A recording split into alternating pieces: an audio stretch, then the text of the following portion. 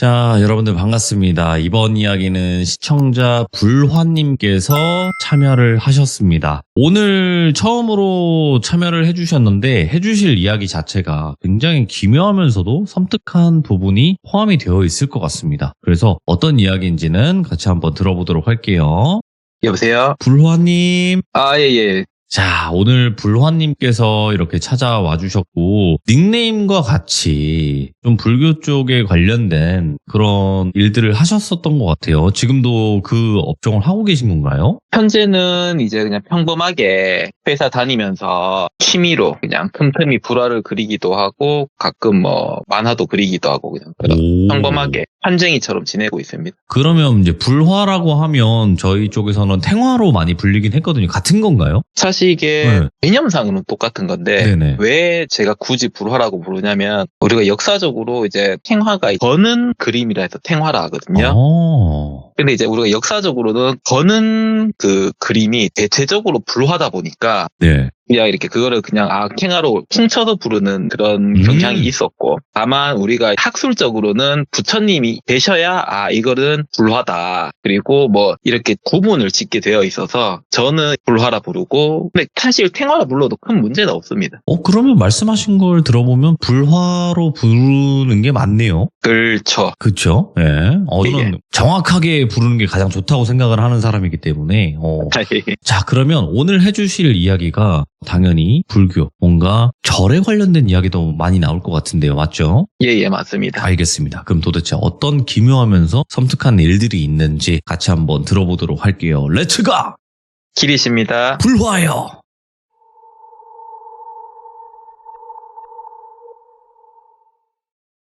일단은 제가 이야기를 하기 전에 불교 이야기를 하는 게 불편하신 분도 계실 텐데, 아니에요.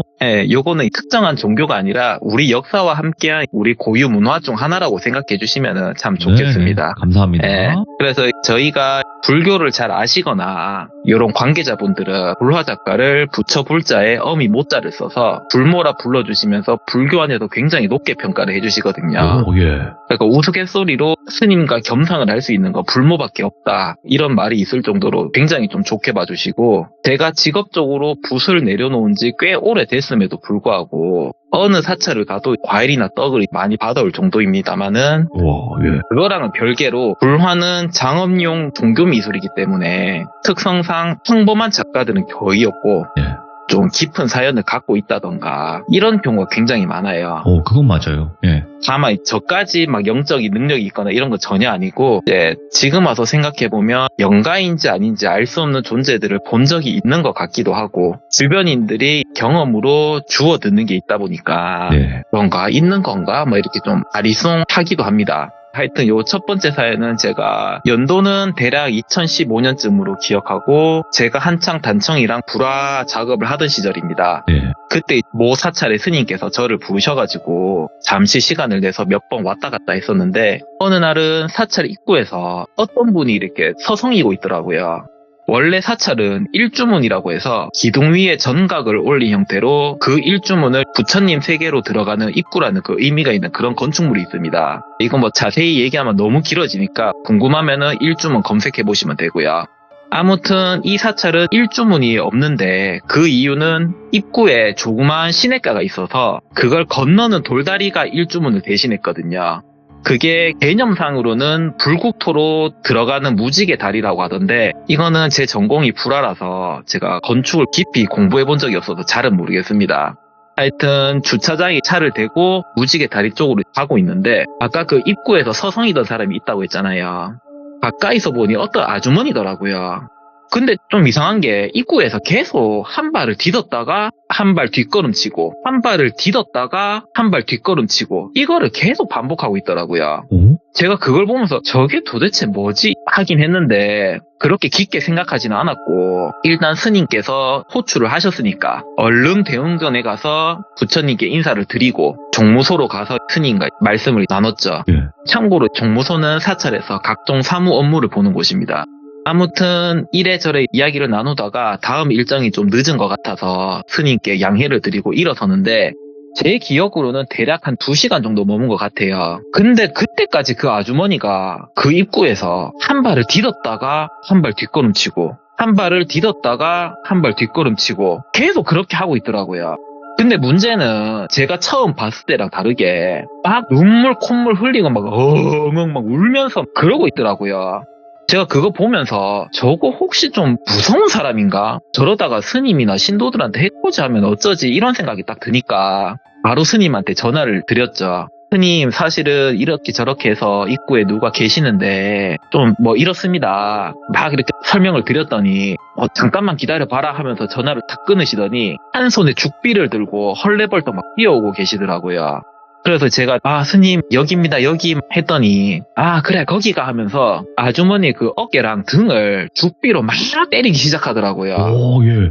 그래갖고 그 아주머니가 한참을 맞고 나니까 그때서야 아이고 이러면서 주저앉는데 스님께서 아이고 일단 들어가서 얘기하자 이러면서 아주머니를 데리고 들어가시고 저한테는 아유 오늘 고생했다 이만 가봐라 이렇게 말씀하시길래 저는 다음 일정으로 출발을 했죠. 그렇게 몇 개월을 지나고 저를 호출을 또 하셨는데 그때 딱 가가지고 또 견적 얘기도 하고 뭐 이래저래 이야기를 또 나누다가 갑자기 또 그 아주머니가 생각이 나더라고요. 그래서 뭐 스님 지난번에 그 아주머님 좀 괜찮습니까? 여쭤봤더니 뭐 허허 이렇게 웃으면서 얘기를 또 해주시더라고요. 사실은 그 사람이 가끔 찾아오는 신도인데 엉뚱한 짓을 하다가 안 좋은 영가한테 씌여가지고 그것 때문에 한참을 고생을 했다고 합니다. 빙의라는 건가요? 예, 뭐 그런 것 같아요. 오. 무슨 짓을 했는지는 뭐 말씀 안 해주셔서 저도 아직도 잘 모르고요. 네. 그러다가 그 아주머니가 갑자기 스님 생각이 나가지고 빨리 어떻게든 해야겠다 이러면서 이제 허겁지겁 출발을 했는데 별에 가려고 마음먹은 그 순간부터 영가가 방해를 해가지고 몸을 막 질질 끌듯이 해서 왔다고 하더라고요. 그래서 아까 앞전에 일주문과 무지개 다리가 불국토로 건너간다는 의미가 있다고 했잖아요. 예. 그걸 넘어가려고 앞으로 발을 내디디면 영가가 붙잡아가지고 다시 뒤로 끌려가고 발을 내디디면 다시 뒤로 끌려가고 이거를 몇 시간 동안 계속 반복을 하고 있던 거예요. 그리고 결론적으로 말하면 저는 아무것도 모르고 영가한테 빙의된 사람을 목격을 한 거고요. 그래서 스님께서 죽비로 영가를 내리쳐가지고 내쫓아낸 다음에 절 안에서 아주머니한테 필요한 조치를 했고 지금은 또 건강하게 잘 지낸다. 예. 이렇게 말씀을 하셨는데 그래서 눈앞에서 그런 일을 보자니 너무 신기합니다. 이렇게 말을 했더니 스님께서 그래 뭐 이번에는 좀 뭐 희한하긴 한데 이렇게 빙의하는 경우가 가끔씩은 있다. 나도 막 가끔씩 본다. 네. 뭐 그렇게 또 말씀을 하시길래 하여튼 뭐 그렇게 대화를 좀 나누고 저는 제 일을 하러 가고 그랬던 사연이 있습니다. 그런 경우들이 종종 있다고 하더라고요. 예. 오, 신기하고도 기묘하면서 섬뜩한 부분이 있네요. 그 귀신 자체는 그 안으로 못 그렇죠. 들어가는 듯이. 그거를 뒤에서 붙잡았다는 게 저는 그 부분이 좀 섬뜩하더라고요. 그러니까요. 그러면 네. 또 다른 이야기가 있다고 하셨는데 어떤 이야기가 될까요? 두 번째 이야기는 네. 그 지인이 겪었던 일이고 요거는 저희 업계인들끼리 회식하는 자리에서 자기들이 겪었던 일들을 막 다 얘기를 할 때 제가 십수가지를 들었던 거라서 제 이야. 기억에 혼선이 있을 수 있다는 점을 미리 한번 말씀드리겠습니다. 네. 일단 이 지인은 저와 같은 미술과였고 그 집안에 무속인이 계시지만 자기는 무당대 팔자까지는 아니라고 했었습니다. 근데 어떻게 뭐 살다 보니까 인연이 돼서 불화를 배우게 됐다 하더라고요. 아무튼 이 지인이 자신의 친구가 자취방을 잡는다고 해서 그걸 도우러 갔는데 미술과를 나와보신 분은 알겠지만 저희들은 잠자는 시간 빼고는 계속 과실에 붙어 있어야 과제를 쳐낼 수가 있거든요. 야작이라고도 그래. 하는 뭐 그런. 예. 그래서 밤에 작업하고 막 이러는데 그래서 기숙사처럼 통금이 있거나 이래저래 통제가 있는 곳에서는 좋은 점수를 받기가 굉장히 힘듭니다. 그리고 또 미술하는 사람들이 또 자유로운 영혼이 많다 보니까 기숙사보다 자취를 좀 선호하기도 하고요.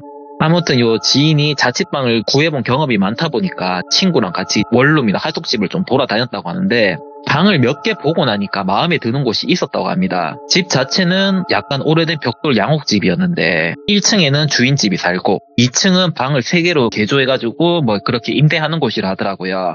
방향도 동남향이고 물도 엄청 잘 나오니까 지인이 친구한테 야 나도 여기서 같이 살자 이렇게 할 정도로 농담도 나누고 했는데 그래서 집 주인이랑 친구가 계약건으로 이야기를 좀 나누고 자기는 통창이 있어가지고 바깥을 그냥 아무 생각 없이 그냥 쳐다봤는데 바깥에 그 전신주 사이에 보면 전선이 있잖아요. 그 전선 사이에 뭐가 있었다고 합니다. 나무늘보랑 비슷한 자세로 전선에 뭐가 매달려 있었다고 하는데 자세히 보니까 동물처럼 보이진 않고 사람이랑 비슷하긴 한데 그렇다고 또 사람은 아니고 그러니까 이게 표현을 어떻게 해야 될지 모르겠는데 그냥 어떤 게 매달려 있었다고 하거든요. 그러니까 뭔가 싶어서 자세히 봤더니 그 어떤 게 얼굴을 싹 돌리더니 자기를 딱 보면서 양쪽 입가가 귀까지 찢어질 정도로 씩 하고 웃었다고 합니다. 그래서 너무 놀래가지고 소리도 못 지르고 있다가 친구가 야, 니 뭐하냐 이러면서 어깨를 탁 쳤을 때 그때 정신을 차렸다는데 다시 거기를 보니까 아무것도 없었고요. 그래가지고 자기도 이제 그런 걸 본 게 생전 처음이기도 하고 그렇게 무속적인 걸 함부로 얘기했다가 사람들과 멀어질 수도 있고 그렇게 또 좋지도 않은 거를 함부로 얘기하는 것도 또 경우가 아닌 것 같아서 그냥 입을 다물었다고 하는데 그 1학기가 끝날 때쯤에 그때 그 친구가 사고로 다쳤다고 하는데 그 친구가 평소처럼 학교 가려고 계단을 딱 내려가는데 갑자기 계단을 떼굴떼굴 굴러서 다리뼈가 부러져가지고 그렇게 큰 부상을 입었다고 하거든요.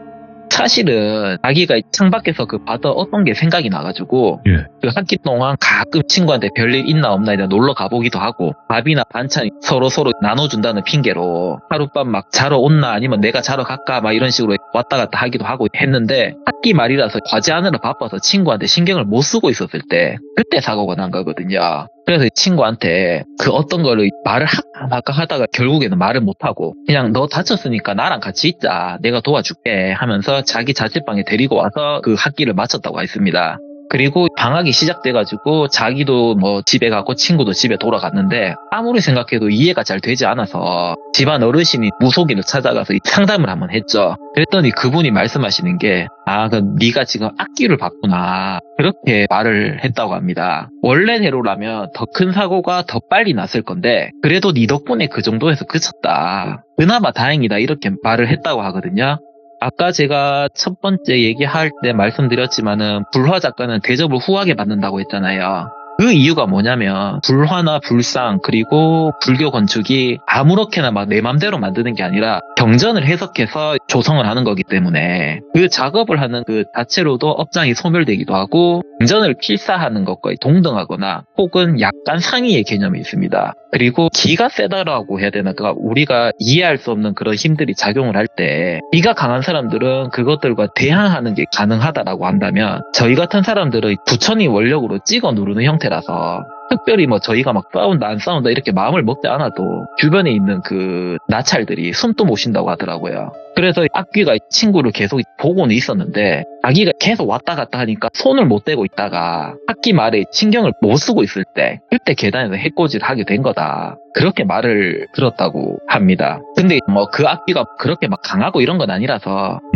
부조까지 쓸 필요가 없고 그냥 집에서 나오기만 하면 되는데 대신에 이사 나오기 전에 그 이삿짐에다 그냥 팥이나 소금 좀 뿌리고 그 다음에 옮겨라. 그 정도면 뭐 일 없다. 이렇게 해가지고 자기가 방학 끝나고 친구를 만나가지고 사람 다친 집에 사는 게 좀 꺼림칙하다. 뭐 이런 식으로 어떻게든 설득을 해서 자기 자취방에 같이 가자. 이렇게 제의를 해가지고 이사를 했다고 하는데 하여튼 뭐 보통 그런 집은 1년씩 계약하잖아요. 그래서 그냥 그 집은 창고 비슷하게 썼다 하더라고요.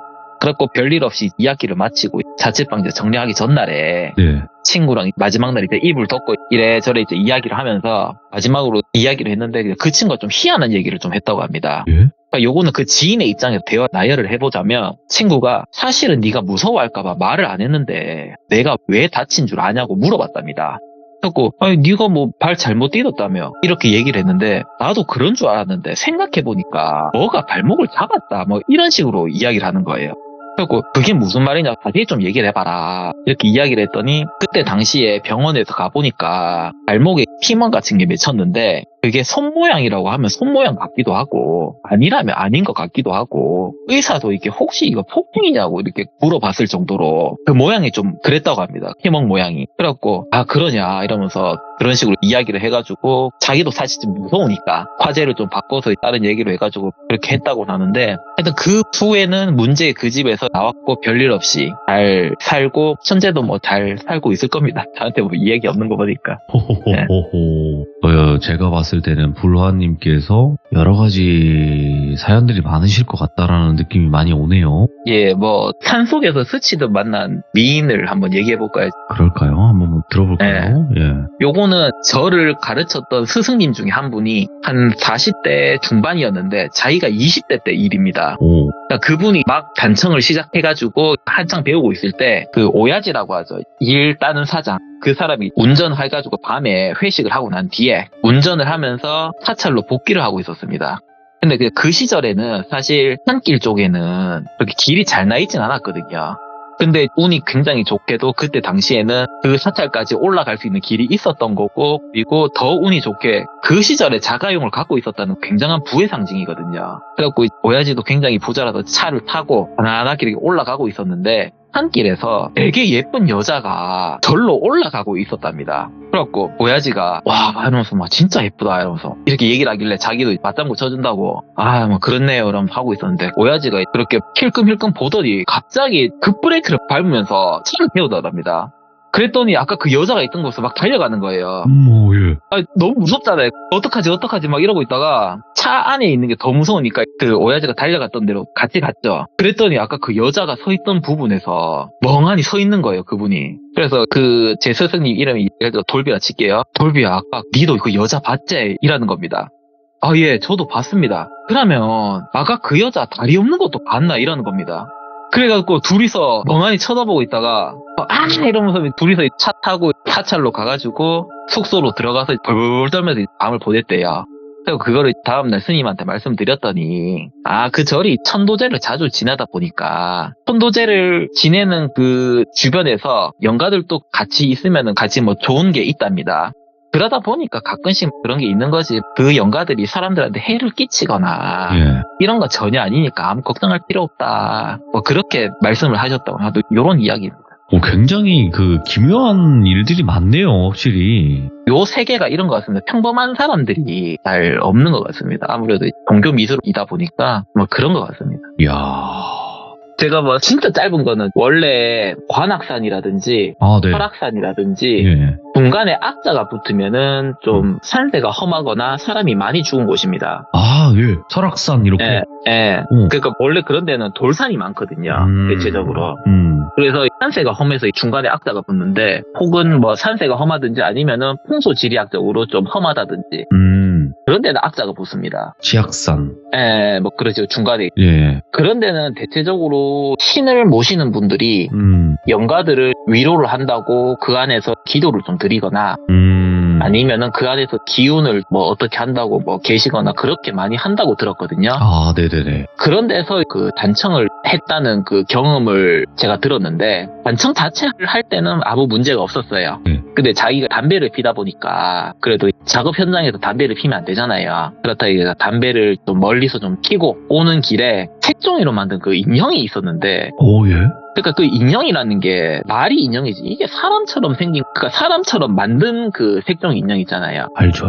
예. 그러니까 딱 사람처럼 만든 건 아니고 하여튼 뭔가 형태는 사람인데 이게 사람은 아닌 것 같은 거. 아물따나 쭈물따나 이렇게 그냥 대충 만든 것처럼 그게 있길래 뭐야 이러면서 그냥 그분은 원래 그런 걸 안 믿었대요. 뭐야 재수없게 이러면서 그 찝어가지고 저쪽 그냥 계곡 밖으로 던졌답니다. 근데 그걸 던지고 그 탈각정으로 내려가려고 계단 하나를 딱 내는데 딱 내리는 순간 거기서 불러버린 거예요. 불러가지고 하필이 뭐 발목이 부서진 거예요. 그 후로는 그런 거 절대 안 건드린다 하더라고요. 이런 얘기도 있습니다. 이야, 어떡하냐. 여기 도락산인데요, 여기. 여기 도락산이에요. 쉽게 나갈 수가 없어요. 아무튼 오늘 불화님께서 도락산에 오신 걸 환영하고요. 앞으로 또 불화님만의 또 고유의 스토리들이 분명히 있을 거라고 생각을 하기 때문에 편하게 언제든지 찾아와 주시기 바라겠습니다. 감사합니다, 불화님. 수고하세요. 고맙습니다. 자, 이번 이야기는 시청자 불화님께서 찾아와 주셨습니다. 저번에는 이제 절에서 스님과의 또 이야기를 들려주셨던 분 중에 한 분이셨고, 오늘은 어떤 이야기일지 바로 출발을 해보도록 하겠습니다. 불화님 안녕하세요. 예, 안녕하십니까. 네, 이렇게 또 다시 만났습니다. 예. 네, 저번에 스님이랑 또 절에 관련된 기묘하면서 섬뜩한 이야기를 들려주셨었는데요. 그죠? 예. 네. 자, 오늘 들려주실 이야기의 주제가 있을까요? 정해진 주제는 없고, 예. 그냥 저도 이렇게 남들한테 들은 이야기들. 오호, 예. 앞전에 한번 말씀을 드렸지만, 저도 이제 한때 직업적으로 불교 미술을 했었고, 저희 업계는 남모를 사연을 가지고 붓을 잡게 되는 분들이 많아서, 그렇지. 그런 분들이랑 이제 회식을 하고, 알딸딸할 때 자기 사연을 얘기하는 걸 듣는 게 대부분이라서, 오호. 얘기가 좀 두서없을 수도 있고, 저도 좀 술이 되어 있는 상태였기 때문에 제 기억에 혼선이 조금씩 있을 수도 있으니까, 그런 부분들은 미리 양해를 부탁드립니다. 알겠습니다. 자, 그러면 예. 바로 어떤 이야기일지 출발을 해보도록 하겠습니다. 렛츠고! 기리십니다. 불화요!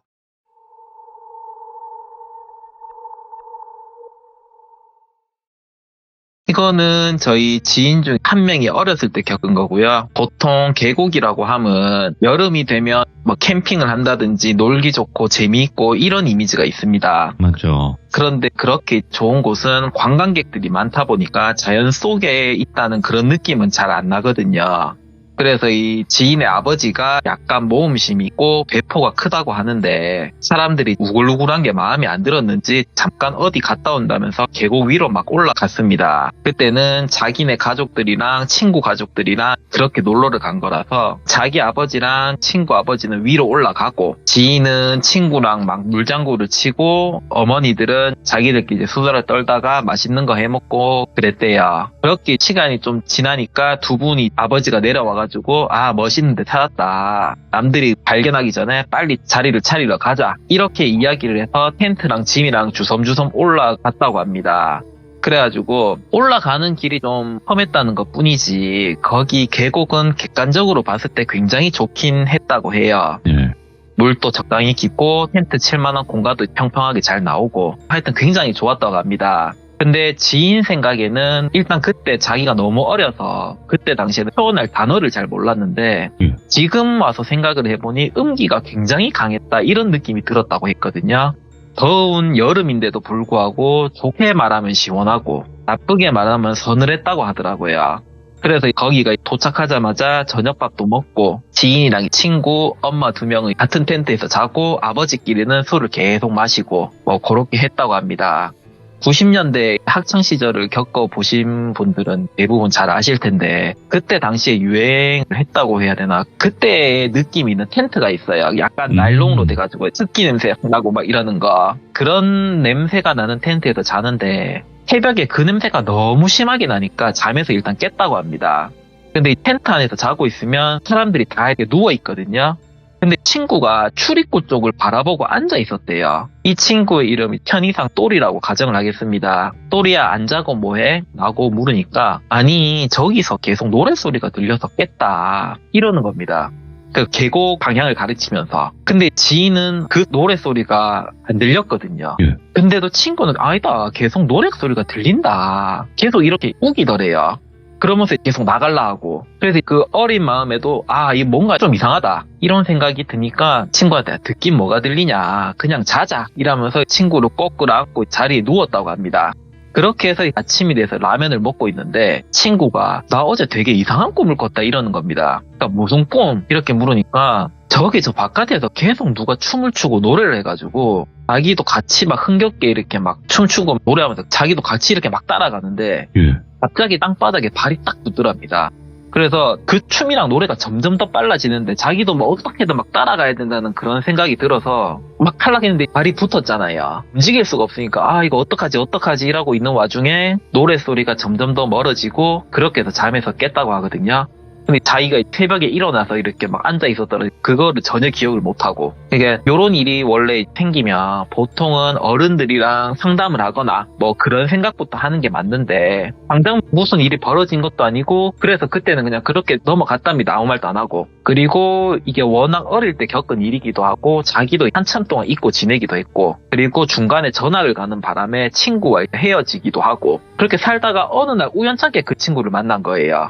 그러니까 그때는 이미 세월이 많이 지나서 자기가 이미 불화 업계에 들어가 있을 때고요. 그래서 옛날에 있었던 추억 얘기도 하고 재밌는 얘기도 하고 막 이러다가 계곡 얘기가 딱 나와가지고 자기도 생각이 난 거죠. 그렇게 친구랑 추억 얘기도 하고 연락처도 교환하고 그렇게 끝이 났는데 어느 날 문득 그 계곡이 생각이 나서 아는 스님한테 갔다고 합니다. 그리고 이 스님께서 이거는 제 입으로 참 꺼내기 어려운 일인데 머리를 깎았다고 해서 전부 스님은 아닙니다. 이게 무슨 얘기냐면 제일 대중적인 조계종을 예로 들면 일단 출가를 합니다. 그리고 삼위계도 받고 승가고시도 통과하고 이렇게 해야 이제 한 사람의 수행자로서 인정을 받거든요. 근데 무당이나 특히 박수라고 하죠. 남자 무속인. 그런 분들은 무속인으로 살면 서러운 일들이 많으니까 일부러 삭발을 하고 사찰을 세워서 스님처럼 하는 경우가 많아요. 요거는 저희 쪽이 어두운 면이니까 제가 자세히 말하진 않겠습니다. 아무튼 계곡에서 들렸던 노랫소리를 스님과 상담을 하니까 이분이 말씀하시기에 자기가 볼 때는 사람한테 해악을 끼치는 영가는 아니고 아마 그 자리가 비천이 몸을 닦는 곳일 수도 있겠다. 참고로 이 비천이 뭐냐면은 불교에서 말하는 선녀입니다. 보통 비천상이라고 검색하면 그림이나 조각들이 많이 나와요. 그래서 이 비천이 한바탕 떠들고 가는 순간에 그 친구가 노랫소리를 좀 들은 듯한데 이런 경우는 사람이 하늘로 같이 올라갈 수가 없으니까 노랫소리에 홀려서 이렇게 산을 막 따라다니고 헤매고 막 하다가 크게 다칠 수는 있다고 하더라고요. 예. 그래서 지인이 친구를 잡아서 같이 잔 거는 잘한 거다. 이렇게 말씀을 하셨다 하고 참고로 이 계곡의 위치는 충북에 있다고 하거든요. 그래서 뭐 인연이 닿는 분들은 언젠가 좀 찾으실 수 있지 않겠나 그렇게 생각을 하고 있습니다. 요번 얘기는 좀 짧은데 여기까지입니다. 야, 그러면 굉장히 뭐라 해야 될까 그 당시 목격을 한 거는 그것도 쉽게 목격을 하는 게 아닌데 그러면 이 이야기 말고 또 다른 게 있나요? 다음 이야기는 또 다른 지인이 신내림을 거부한 이야기입니다. 거부하게 된 사연 바로 갈게요. 예. 이제 이 지인은 상당히 부자였는데 그 집이 서울 강남의 주택에 살 정도로 굉장히 부유했고요. 예. 이분이 돈이 많다고 해서 피를 내는 사람도 아니고 언제나 겸손하고 존경할 만한 같은 사람으로서 굉장히 존경할 만한 그런 분이셨거든요. 근데 요분 같은 경우에는 본인의 그 증조부모, 그러니까 이게 본인, 부모, 조부모, 증조부모, 고조부모 이렇게 가거든요. 위에가 증조 쪽에 만신이 한 분 계셨다고 해요. 그러니까 부모님이랑 조부모님께서는 신이 오시지 않아가지고 집안에서도 이제는 뭐 끝났나 보다, 떠났나 보다 그렇게 하고 언젠가부터 아무도 그 얘기를 안 하고 있었다고 합니다. 근데 자기가 25인가 6인가가 됐을 적에 뜬금없이 내려오신 거예요. 그러니까 이게 지금 이 청취자분들도 잘 아시겠지만 이런 신내림 자체가 쉽게 받을 수 있는 일도 아니고 26 정도면 인생의 진로가 어느 정도 잡히는 나이인데 이때 갑자기 무속인으로 전향하라고 하면은 정말 좀 쉽지가 않거든요. 예. 그러니까 이분이 어쩌다가 이 신내림을 알게 됐냐면 어느 날부터 꿈속에서 동자 여러 명이 뛰어다니고 구름 속에서 막 길을 찾아서 헤매다가 그러다가 어떤 그림자가 확 다가오면 깼다고 합니다. 이런 게 한두 번이면 뭐 이상한 꿈 꿨구나 하고 그러려니 할 텐데 매일매일 거의 매일매일 같은 꿈을 반복해서 꾸기도 하고 자기도 모르는 사이에 주변 사람들한테 누구는 이렇게 된다, 누구는 저렇게 된다 그런 식으로 얘기를 했다는데 자기는 진짜 기억이 별로 안 난대요. 근데 그 얘기가 나중에 또 맞아요. 그래서 더 이상하니까 자기 혼자 계속 몇 달 동안 고민을 하다가 그냥 우연찮게 부모님한테 말씀을 드렸더니 사실은 집안에 우리가 만신이 계셨긴 한데 그때 내력을 자기도 알게 된 거죠. 그래서 이분 또 계속 고민을 하다가 신내리면 안 되겠다. 차라리 내가 불도를 닦으면서 부처님을 모시겠다. 이렇게 해서 불화 쪽으로 입문을 했다고 합니다.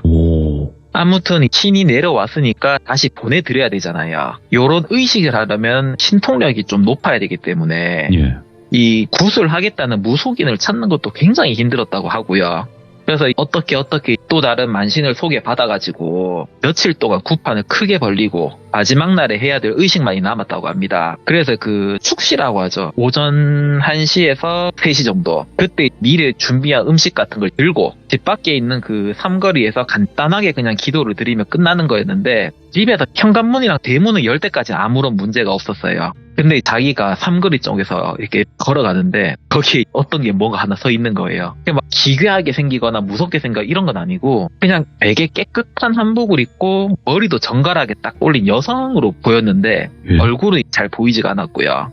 아이가 그때 당시에는 뭐 신기가 있고 없고 그런 거 다 떠나가지고 아 이거는 사람이 아니다 이런 느낌이 굉장히 강하게 들더랍니다. 그러니까 이게 말로 설명을 하면은 되게 쉽지만 그런 걸 이제 처음 보게 되면은 누구나 막 무서운 게 너무 당연한 거잖아요. 그래서 자기도 모르게 주변을 둘러보는데 진짜 길목에 사람이 자기 말고는 단 한 명도 없는 거예요. 그러니까 새벽 1시, 3시 막 이때라고는 해도 서울이 사람 많기로 유명하기도 하고 심지어 위치가 강남인데 진짜 그 거리에 사람이 한 명도 없는 데다가 불 켜진 집도 없었대요. 껌껌하게 가로등 빼고는 불 켜진 게 하나도 없었대요. 그래서 그 지인 또 막 떨면서 준비물 막 대충 차려놓고 기도도 빨리빨리 하고 집으로 돌아가면 대문을 딱 닫으려고 하는데 대문 앞에 바로 앞에 그 여자가 서 있는 거예요. 그래가지고 자기는 소리를 지르면서 계단을 엉금엉금 해가지고 올라가는데 뒤를 돌아보니까 자기가 올라가고 있는 거 그거를 자기를 향해서 고개를 돌리면서 그 대문 앞에 계속 서 있는 겁니다. 그래서 그날 밤은 잠도 못 자고 떨다가 다음날 만신무속인한테 이런 일이 있었습니다. 말을 하고 이렇게 하는데 그분이 조곤조곤하게 설명을 했다고 하거든요. 아이고 이 친구야 그분이 지금 몇 대를 걸쳐서 왔기 때문에 자기 나름대로는 기대를 많이 하고 왔을 텐데 신내림을 거부하는 게 기분이 좋겠느냐. 근데 그 음식 뭐 대충 던지듯이 차리고 기도도 대충 하고 이러면 화가 나겠냐 안 나겠냐. 예. 큰일 나기 전에 내가 나를 다시 잡아줄 테니까 지극정성을 들여서 다시 보내드려라 라고 해서 다시 나를 잡고 정성스럽게 기도를 올려가지고 신을 보내드렸다는데 그 신이 그 지인의 밑대로 다시 오실 수는 있대요. 그 핏줄을 타고. 그래서 불화를 가업으로 삼아서 계속 하든지 아니면은 언젠가는 신내림을 받아서 단도리를 치든지 둘 중에 하나를 언젠가는 선택을 해야 된다. 그렇게 이야기를 했다고 합니다. 요번 얘기는 여기까지입니다. 와, 아니 근데 확실히 불화를 그리시면서 그 길로 가시는 분들은 일반적이진 않네요. 이야기가. 아무래도 저도 조금 소심하고 이런데 기는 세다 하더라고요. 오, 뭔 말인지 남한테 막 알겠다. 싫은 소리도 못하고 막 소리도 잘 못 지르고 이러는데 그거랑 별개로 오. 그 사람 성격이랑 기 세고 막 이런 거랑 별개라고 하는데 대부분 불화 그리는 사람들이 대부분 기가 세다고 합니다. 아무나 못 그리는 것 같아요. 아무리 뭐 미술적으로 한다고 하더라도. 이게 팔자에 있어야 그린다고 하더라고요. 그러니까요. 그러면 예. 또 이야기가 있어요? 아우, 너무 재밌는데? 다음은 폐건물 체험담입니다. 야, 폐건물 가볼게요. 들어갈게요. 이게 아까 방금 불화 작가들에 대해서 이야기를 했지만 사실 사람 사는 곳이 다 그래요. 종교 미술을 한다고 해서 다 보고하고 교양이 있고 이렇진 않거든요. 저는 어른들한테 정말 빡세게 배워서 불화를 그릴 때 마음가짐이라든지 격식이라든지 이런 것도 좀 따지는 편인데 어떤 분들은 반주로 한잔하고 붓을 잡거나 더 막장으로 가면 밤이면 밤마다 화투나 노름하는 사람도 있고 각양각색의 사람들이 다 있습니다. 그래서 요 얘기는 저희 단청 업계에서도 술을 엄청 좋아하시는 형님의 젊었을 때 얘기고요. 그러니까 요 단청이 뭐냐면은 사찰 건물에 보면은 알록달록하게 칠해놓은 게 있거든요. 그걸 단청이라고 하는데 이 일을 하려면 전국을 다 돌아다녀야 되고 제주도나 해외에 갈 때도 있거든요. 저 또한 해외에서 몇 개월 동안 일한 적이 있습니다. 그래서 이 형님이 일을 한번 나가면 가족들도 그렇고 친구들도 그렇고 항상 오랜만에 만나는 거거든요. 이 형님이 친한 친구 3명이 있는데 그 중에 하나가 그때 당시에 결혼을 안 한 노총각이라서 혼자서 빌라에 살다 보니까 뭐 모임 같은 게 있으면 항상 그 친구 집에 가서 모여서 뭘 했다고 합니다. 네. 그래서 소주를 짝이라고 하죠. 그 플라스틱 박스로 이렇게 돼 있는 거. 그거를 항상 2짝을 사서 자기들끼리 라면을 이제 삶아가지고 이렇게 엄청 마시고 그랬다고 하거든요. 예. 그러니까 친구들도 술을 워낙 잘 마시니까 그렇게 술자리를 하는데 한 명이 여기 주변에 폐가가 있다는데 한번 가볼래? 하고 제의를 한 겁니다. 아들이 술이 얼큰하게 들어갔으니까 이제 간이 커지기도 하고 거기서 남자들끼리 나 못 가겠다 뭐 이렇게 하면은 남자들끼리 얼굴고 막 그런 게 있거든요. 네네. 그런 분위기가 잡히니까 막 그래 가자 뭐 이렇게 해서 갔답니다. 그때는 피처폰 시대라서 스마트폰이나 내비 뭐 이런 게 전혀 없어가지고 그냥 여기 있다더라 저기 있다더라 하면서 아름아름 이제 자기들끼리 간 거예요. 근데 거기는 보통 폐가라고 하면은 막 산속에 있고 막 그런데 거기는 좀 위치가 외졌다는 것 뿐이지 사람들 사는 곳이랑 걸어가지고 한 15분, 20분? 그렇게 멀지도 않았고 자세히 보니까 폐가가 아니고 그냥 이게 폐병원이었다고 하거든요. 참고로 요 얘기에서 나오는 폐병원은 위치가 경기도 쪽인데 이 얘기를 들을 당시에 지도를 찾아서 보니까 이미 주택단지 같은 게 막 들어섰더라고요. 오래전에 철거가 됐나 봐요. 하여튼 이 폐병원을 보니까 저희는 그 불화를 그릴 때 부처님의 얼굴을 상호라고 부르고 그 이하나 목부제는 낯짝이라 부르거든요. 그 형님의 말에 따르면 거기 가보니까 건물 낯짝이 장난이 아니더라. 그렇게 말을 하더라고요. 아무튼 이 친구들이랑 같이 병원 한 바퀴를 돌아야 되는데 우리가 이신으로 생각해보면 단청을 하는 형님이 제일 세다고 생각이 되잖아요. 근데 이 형님이 뭐 귀신을 믿는 건 아닌데 뭐 그렇다고 해가지고 뭐 안 좋다는 거 뭐 굳이 하지도 않는 뭐 그냥 직업적으로 불교에 있다는 것 뿐이지 그냥 보통 사람이랑 똑같은 생각을 갖고 사는 사람이거든요. 근데 남자들끼리 분위기가 이렇게 잡혔으니까 뺄 수는 없고 그래서 그 형님을 선두해가지고 쭉 막 이렇게 한 바퀴 돌고 왔답니다. 거기까지는 아무 문제가 없었거든요. 근데 어느 날부터 친구 한 명이 연락이 잘 안 되는 거예요. 편의상 그 친구를 똘비라고 하겠습니다. 맨 처음에는 똘비 이 녀석이가 결혼하더니 변했네. 신혼이라고 친구를 버리고 안 되겠네 막 이러고 그냥 말았답니다. 그러다가 서울 쪽에서 일이 들어와서 2달 정도 일을 하고 강원도 쪽에 가서 1달 정도 일을 하고 있는데 그 친구 중에 한 명이 전화가 온 겁니다. 야, 너 똘비한테 연락이 되냐? 하길래 아니 나도 연락이 안 되던데? 이렇게 대답을 하니까 아 그러냐? 이상하다. 일단 알겠다 하고 끊더랍니다. 이때까지 이 형님도 별 생각이 없었다고 하거든요. 근데 3일 뒤에 전화 왔던 친구가 야 똘비 이거 큰일 났다. 뭐가 씌인 것 같다 이러는 겁니다. 그러니까 똘비가 이러니까 아니 이게 말로 설명을 못하겠다. 네가 한번 봐야 된다 이렇게 얘기를 하길래 알았다. 여기 현장 끝나고 모두 한번 모이자 이렇게 얘기하고 그냥 약속을 잡았답니다. 그래갖고 이 형님이랑 친구 2분이서 똘비의 집으로 갔는데 신혼이니까 아내분이 계시겠죠. 계시길래 그 재수씨 똘비 아직 퇴근 안 했나요? 이렇게 물어보니까 지금 똘비 없다. 지금 똘비의 삼촌이 살고 있는 그 시골에 가 있다 이렇게 얘기하는 거예요. 뭐가 좀 이상하잖아요. 그래서 형님이 삼촌이요? 삼촌 집은 왜요? 라고 물어봤더니 아내분이 그때 펑펑 갑자기 막 울면서 남편이 아닌 것 같다고 그러는 거예요. 그러니까 좀 당황스러워가지고 형님이랑 친구들이랑 아이고 제도씨 울지 마시고 설명 한번 해봐라. 우리가 뭐 도울 수 있는 거 도울 테니까 말을 한번 해봐라. 그렇게 하고 막 갈랬답니다. 그리고 똘비의 아내분이 뭐라고 말을 했냐면 자기도 뭐 정확하게 언제부터인지는 잘 모르겠는데 어느 날을 기점으로 시작해가지고 남편이 손보다 발을 쓰려고 했답니다. 그러니까 바닥에 뭐 줍는 거는 손으로 하면 되는데 발로 이렇게 막 하고 이러는 거 있잖아요. 근데 그 정도는 보통 사람도 하거든요. 저도 바닥에 있는 수건 뭐 손으로 안 잡고 발가락으로 짚고 하거든요. 그러니까 뭐 거기까진 그렇다고 치는데 그 밥상이라고 하죠. 지금은 다들 탁자에 밥 차리고 의자에 앉아서 먹고 이러는 게 좀 익숙하지만 그 시절에는 교자상이라고 해서 접고 펴는 밥상에서 밥을 많이 먹었거든요.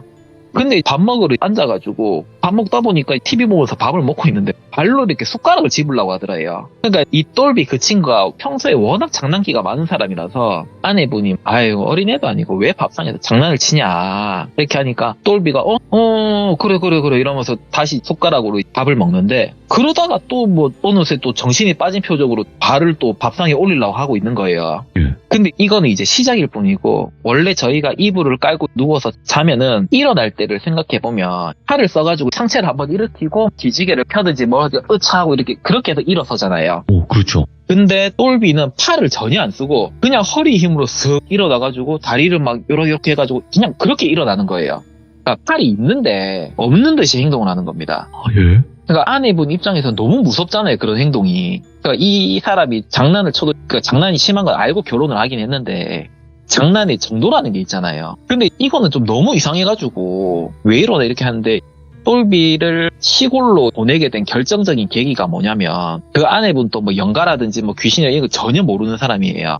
근데 남편이 그냥 그 화장대 앞에 있는 거울을 그냥 쓱 하고 지나가는데 남편이 아니더래요. 뭔가 설명하기는 어려운데 남편 얼굴은 맞아요. 근데 남편이 아니더래요. 이 시점에서 친구 중에 한 명이 똘비의 집에 방문을 했고 자기가 봐도 똘비가 좀 이상해 보여가지고 친구들한테 이제 전화를 돌린 거고요. 아무튼 이제 그 아내분이 이제 시댁이죠. 그 똘비의 부모님들. 나 못하겠다. 이혼하겠다. 그래서 그때 당시에는 이혼이란 게 지금과는 달리 큰 결함이었거든요. 그럼에도 불구하고 나 이혼하겠다. 모르겠다. 나 이 사람 못 산다. 이렇게 해버리니까 똘비의 부모님도 깜짝 놀라서 달려왔더니 자기 아들이 이상한 게 맞아요. 그래서 세아가 너무 걱정하지 말아라. 일단은 우리가 방법을 찾아보겠다. 이러고 이제 일단 그 똘비의 삼촌이 사는 시골로 보내놓은 거예요. 그래서 이 형님이 이 얘기를 듣고 나서 순간적으로 예전에 그 한 바퀴 돌고 왔기 때문인가 이렇게 얘기를 했대요.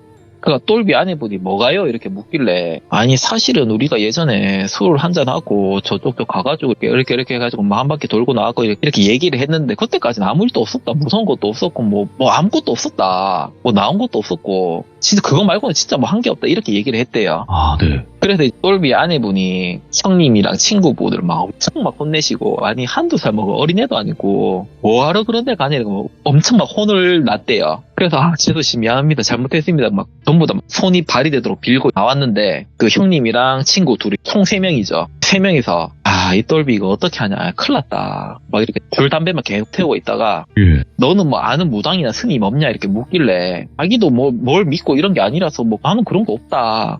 근데 그래도 뭐 내가 전화는 한번 돌려볼게 이렇게 해가지고 그날의 자리는 끝이 났답니다. 그렇게 해서 며칠 동안 수소문을 해가지고 천도제를 전문으로 하는 무속인을 한 분 소개받았다고 하는데 그분이랑 전화통화를 해가지고 상황을 설명드렸더니 이거는 살풀이를 해야 되는 걸로 보인다. 전화를 끊고 조금만 기다려봐라 이렇게 얘기하고 전화를 끊었거든요. 그래가지고 몇 시간 뒤에 전화가 왔는데 내가 누구누구한테 얘기는 대충 들었다. 내가 그 친구를 한번 보고 싶은데 주소 좀 나한테 보내라. 이렇게 얘기를 했답니다. 그래서 똘비의 아내분한테 전화를 해가지고 시골집 주소를 받아서 전달을 해주고 자기도 며칠 일 없으면 갈 테니까 언제 가실 건지 날만 좀 알려달라 이렇게 얘기를 해가지고 그 무당분도 너들 며칠 나 간다 이렇게 얘기를 해가지고 그때 자기도 그때 가겠다 해서 만난 거고요. 그래서 약속된 날이 돼서 갔는데 무당이 생각보다 좀 빨리 와 있더랍니다.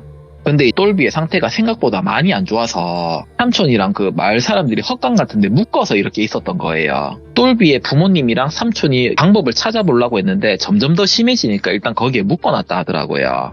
그러니까 말을 들어보니까 틈만 나면 계속 달리려고 하고 원래 손이란 게 이제 쥐었다 폈다 하면서 쓰는 게 정상이잖아요. 근데 똘비는 계속 손을 이렇게 쫙 편 상태로 뭔가 집으려고 하는데 이게 손이 펴지면은 쥐어지지가 않잖아요. 그럼에도 불구하고 계속 뭔가를 집으려고 하고 막 던지려고 하고 그러니까 주변에 있는 집기들을 다 부수고 다니고 막 밤낮없이 그러고 다니니까 어쩔 수 없이 묶어놓고 그랬던 거예요. 그런 광경이 좀 흔한 게 아니다 보니까 그걸 보는 형님도 좀 충격을 받았고 아니 내 친구가 이렇게 됐다고? 뭐 이런 식으로 해가지고 그래가지고 무당을 이렇게 딱 쳐다봤는데 아무 말도 안 하고 고개를 갸웃갸웃하면서 똘비를 계속 관찰만 하더랍니다. 예? 그래서 자기도 똘비를 한번 딱 봤는데 진짜 사람들 말처럼 손을 쫙 펴고 쥐지를 않는 거예요. 야 이거 진짜 좀 이상하긴 하다 이 생각을 하고 있을 때 무당이 됐다 더 볼 필요가 없다 이러면서 마당으로 나가는 겁니다. 그래서 똘비의 삼촌이랑 가가지고 아이고 선생님 이거를 어떻게 하면 좋습니까? 야가 어떻게 방법이 없겠습니까? 하면서 막 우는 소리를 했대요.